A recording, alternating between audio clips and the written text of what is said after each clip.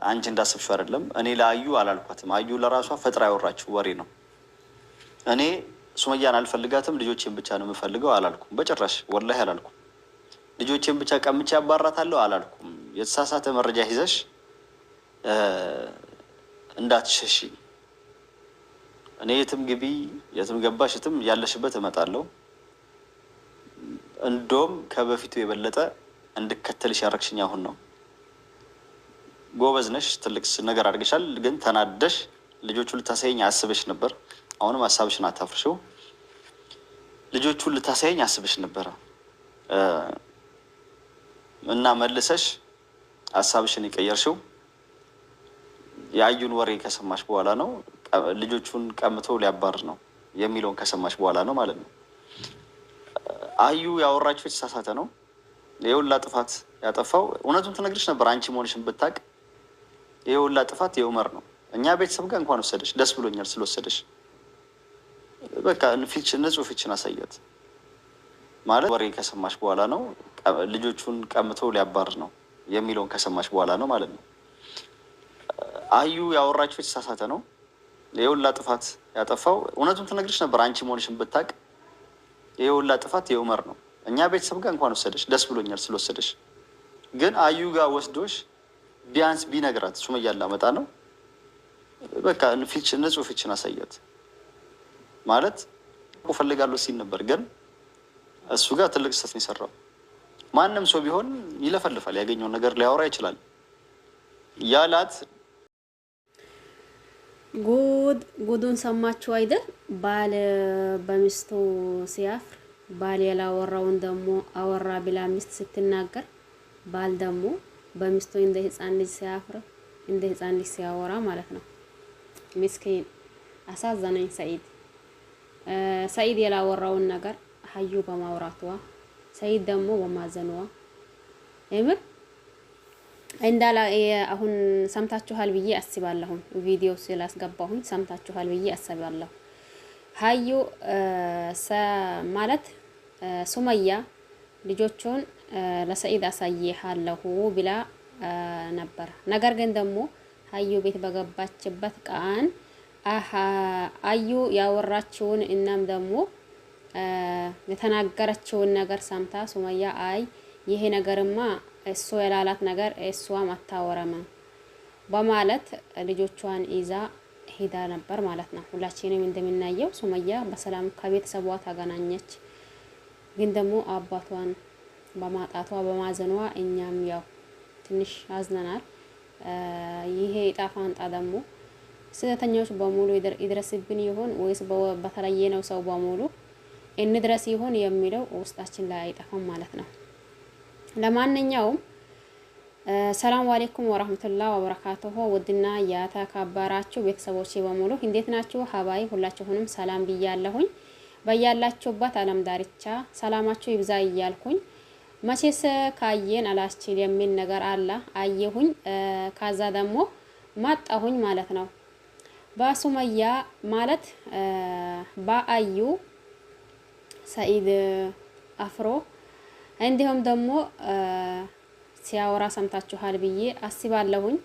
ወላሂ እያላ እየማላ ነበር ማለት ነው። እኔ ይሄንን ነገር አላልኩኝም፣ የተሳሳተ መረጃ ነው። እኔ ለምንድን ነው እንደዛ የሚለው? ልጆቼንም ደግሞ ከአንቺ ተለይቶ እኔ ጋር እንዲሆኑ አልፈልግም። አንቺም ደግሞ ከልጆችሽ እንድትለይ አልፈልግም። ልጆች ያለ እናት ያለ አባት ማደግ የለባቸው ነው የሚለው ሁልጊዜም። ስለዚህ በማለት አዩ የተናገረችውን ውሸት ነው እኔ አላልኩኝም እያለ እየማላ እየመጣ ነው ማለት ነው።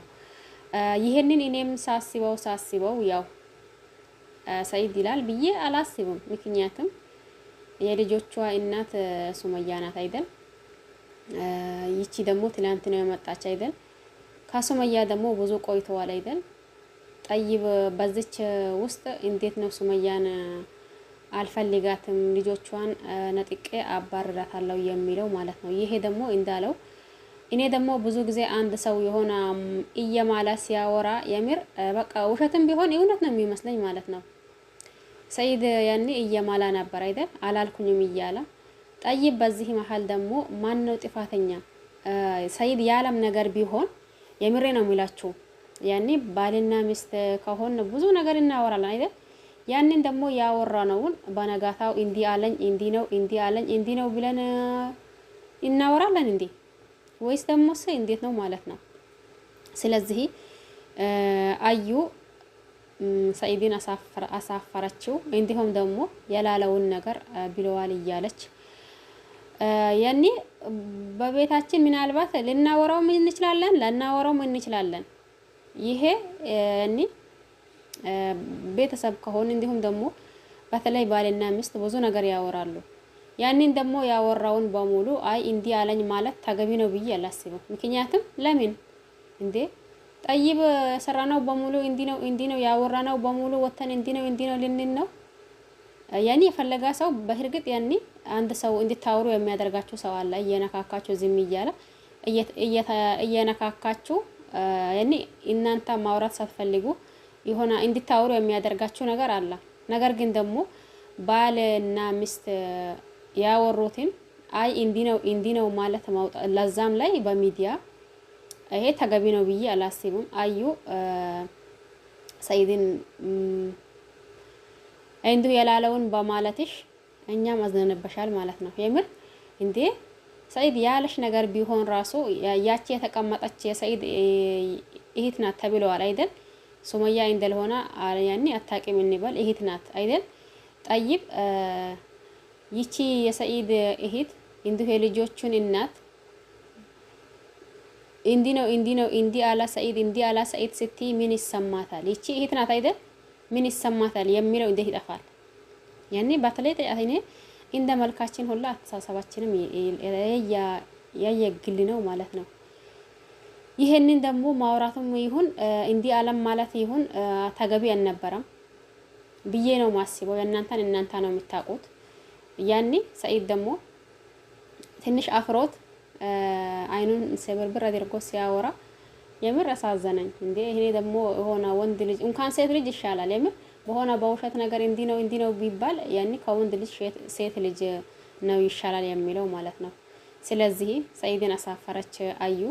እስቲ የአዩና የሰኢድ ነገር ደግሞ መጨረሻቸው ምን ይሁን አብረን የምናይ ይሆናል።